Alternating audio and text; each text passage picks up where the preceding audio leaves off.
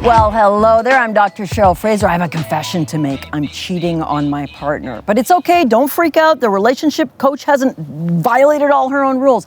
I'm cheating on him with this baby.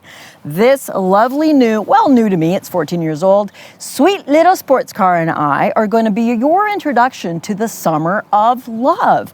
Now, I've been asking you for your questions. Thank you. I've been inundated with awesome questions, which I'm going to be answering in the next video, LoveBytes. Today, though, I want me and my new Miata to teach us about the journey of relationship. What is this journey about and how can we navigate it more successfully? So come on, let's go for a ride with my new lover.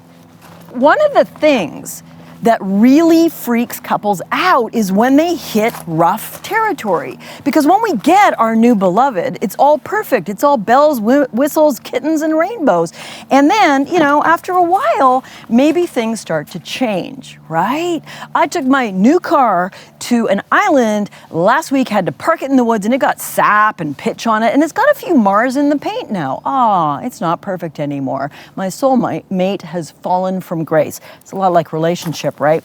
You think everything's working out, and you think if you hit bumps or scratches or there's a problem or you run out of gas, that means your relationship is the wrong one, or you're doomed, or there's something wrong with you. It's the journey of relationship. It's the road of life, and we're going to go have a ride and talk a little bit more about that together. So come on in. So you'll notice the first thing I do is put on my seatbelt, not just because it's the law, and I know most of the cops in this town, but because it's a metaphor, of course. What are the things that keep us safe and protect us from the inevitable possible difficulties in our relationship?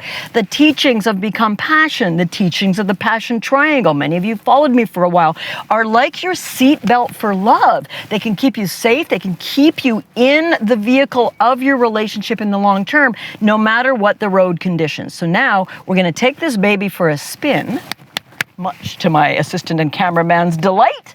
And I'm going to continue talking about the journey of relationship. So let's get going. It's so easy to start his engine when you're new to the relationship, isn't it? So here I am, driving along about half a kilometer from my house in my new relationship, so to speak, my new car. I'm learning it. I'm finding out how we jive together. Basically, driving a hot car is a little bit like making love. And learning your partner is a lot like learning a new car. You need to learn each other's nuances, where the brakes go on, where the accelerator goes on. By the way, that's one of the teachings of sexual desire I'll get to later this summer, is learning where your brakes for desire are, what turns you off or slows you down, and what your accelerators for desire are. But I want to really today focus on reassuring all of us that relationship is a journey and it's not all going to be easy. You're going to hit rough roads, your flights are going to be canceled, all those metaphors. How does that play out for you and I as a couple? Sometimes you're going to feel so disconnected from your partner that it feels like there's no way you can feel in groove and in love anymore. One of you asked me in your question about microaggressions, these nasty little pokes. I'm going to talk about that in one of the upcoming Summer of Love video, LoveBytes. Many of you have written me and asked about how to recover from affairs. An overwhelming number of the questions were about reconciling, there having been a betrayal, and now trying to figure out what to do about trust and about making love. These are the difficult parts of the roads of relationship. So like I said, you get something, it's shiny and new, it gets bumped, it gets changed. What do? Do you quit? Well, unfortunately, we're in a bit of a disposable culture, aren't we?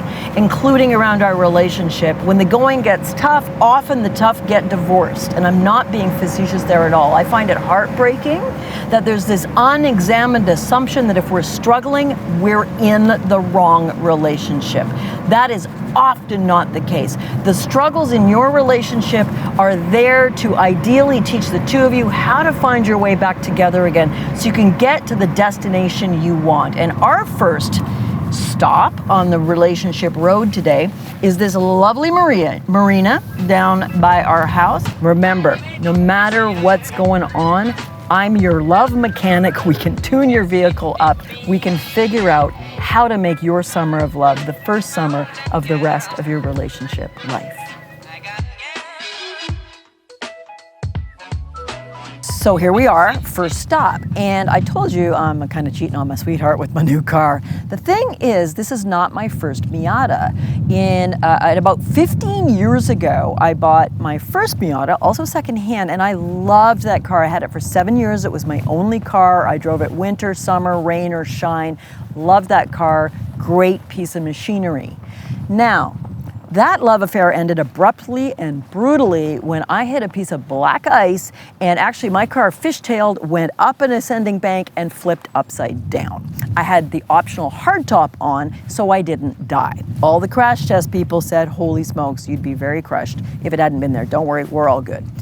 Why do I say that? For your sympathy? Of course not, but because that's how some of my, and I bet your earlier relationships ended too. You hit black ice, you hit something unexpected, you weren't even speeding, and suddenly it felt like everything was out of control and you had no idea how to get back on track. So this is what the summer of LoveBytes are going to be about, is what do we do when we're off track? Hence your questions. Remember to send me your love, sex, relationship questions.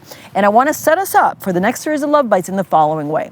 I said I'm effectively your love mechanic this summer, and I want to give you the template that I base all of my couples and sexuality work on, and it's the passion triangle. These are the 3 keys to magnificent relationship. You're going to see reflected in the questions. A lot of your questions are to do with one or the other of these 3 keys. Here's your 20-second intro. Intimacy is the first key. That's the emotional, the communication, how you resolve arguments, how you learn to fight fair. Thrill is the one that most of your questions are asking me about. That's we couldn't keep our hands off each other. We used to feel so in love with our new object. And now, it's dented, it's scratched. We're not that excited anymore. And sensuality is the third. That's the whole sexual spectrum.